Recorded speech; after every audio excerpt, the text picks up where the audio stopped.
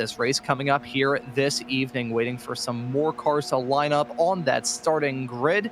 As you can see, standing start, and we are already away. The green flag is out, and the drivers are on their way. That's a fantastic start for Lucas Reese, heading down into turn number 1. Got to take the lead. A terrible start from the number 2. He's going to find himself in a big Hornet's Nest. Is a big crash, heading off through 1 and 2, multiple cars getting a piece of that action. That was a bad incident for your pole sitter, and that was a terrible start for Katstonis. And let's see if he will be on the up and up. Currently finds himself in 17th at the present moment, so well farther back. It was some 3-wide action going desperately wrong. It's still going to be some close quarters racing between now and the checkered flag, but at the end of this first lap, it's Lucas Reese in front of Rudolf Nagel. Sebastian Lipp rounding out your podium as it stands at the present moment, but getting a nice little bump drift down that start-finish straightaway. It's Harvard Gullickson and Rafa Blanco, the number 15 car. You can see him giving a slight little nudge and a wink, heading down that start-finish straightaway off into 1 and 2 right now. Heinz Braun currently locked steady in a very close battle. Was involved in a battle with Myron Ianni. He's now dropped behind Kim Andre and Bjorklund, so that's not working good for Ianni at all. Losing out on another spot to one of the other inert cars. That is George Gonzaga, and the number 17 car gets that move done. And now look at that, the dive from Christopher Yanakis, heading down into the Casio triangle, still side by side and spinning. Coming out of the final corner, that is Myron Ianni in the 10 car. To worse, to even crappier. Yeah, Ianni was lucky that he spun there, because that was setting up for a corner earlier. Give it another battle for position as Sorensen tried to hold off Barry. Barry, there's a touch and right into the gravel trap. So Barry's going to lose 1, 2, maybe 3 positions here as the field, yeah, they're all straggled around, and more cars going off in turn 1. So a lot of argy-bargy, as our good friends would say. That's Larson and Kriakopoulos. As we saw them dipping some wheels off into the dirt, heading down to 130R. Yeah, let's take a look at this replay here. That was the second issue. Oh, just a 3 wide into 1. You cannot do that. So yeah, the insert name here team just, you know, if they didn't have any bad luck, they would have no luck at all. Whoa, looks like Gullickson, I should say Lipp, losing a little bit of pace right now as he's well off the pace going through the Casio triangle. He's losing 3, 4, 5 spots.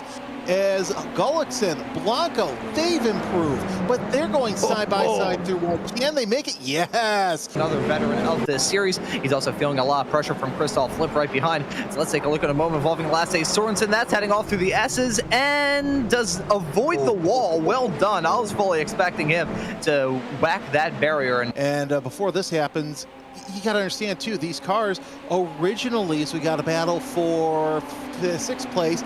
Andre Castro makes his way into the top 5 as Lipp tried to look to the inside, and Lipp gets that position back through turn number 1. Still watching this battle for 3rd, which has quickly become a 4-5 car battle between Blanco, Gullickson, Lipp, Castro, and Barry, all the way through the hairpin. Here, close up. Oh, look at Castro trying to do a little nudge there on Sebastian Lipp for that 5th spot. So he's letting Lipp know that, yeah, he's still there, but he's not going to make it easy on him near the end of the race. Braun and Barry going to the inside there as we take a look at the replay, and that was actually Sebastian Lipp with a little bit of a just a toe dip there in the Degner curve. No harm, no foul. He's able to get back underway, didn't lose too much. Well, he saw Sebastian Lipp trying to improve a position. He popped to the inside on Gullickson going into 130R. Obviously not very well advised for that fast left-handed corner. We're still watching this battle for second place between Nagel, Blanco, Gullickson, Lipp, and Castro. Castro goes to the inside of Lipp, but Lipp shuts the door. Lipp goes off course. Oh, not sure if there was side-by-side contact. Lipp into the tire barriers. In turn 1, Castro moves into the top 5. Lipp's falling down 2, 3 spots, but not a good start, and I think that's going to be race over. Who started this race from the pole, and things just went, they didn't even fall off a cliff. They fell into the center of a black hole. You can see contact heading into the corner. That must have broken the rear right suspension on that number 13 car. Castro holding his ground, so hopefully nothing was damaged on the 1 car as we're walking on board with Andre Castro. Yeah, just a couple of losing defense, and something had to break there from those contacts with Castro. Which only 2 laps to go, really doesn't have a hope and a prayer of making his way back into this battle. It's still intense though, led by Rudolf Nagel as side-by-side racing with Andre Castro and Gullickson. Gullickson on that inside line. Castro held on his own on the outside, heading off through the hairpin of turn number 11, and now heading down into 12. This side-by-side fight going to continue down into Spoon. Well, that hairpin has a little bit of a banking, so Castro using that to his advantage. Now he has his sights set on Rafa Blanco for third, but look at this, Gullickson to the inside. 130R bump by Castro. Little bit of an off there. Gap between the two of them. He's going to go a higher line as we see this pass for James Berry going off through 130R. They were darn near side by side through that hard corner into the Casio triangle. Oh, little bit of a wiggle. That's never good. As that pack a little bit farther towards the north end of the field has broken up a teeny tiny bit. I say that though, Gullickson and Castro side by side down into 130R. Castro gonna lick the stamp and send it to jump his way to fourth.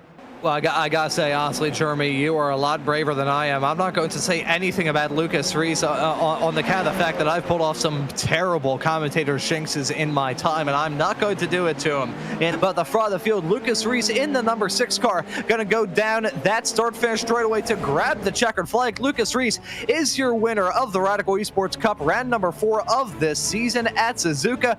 And from the word go, he took the lead and went for it. Lucas Reese, your winner, followed by Rudolph Nagel and Rafa Blanco. They round out your podium.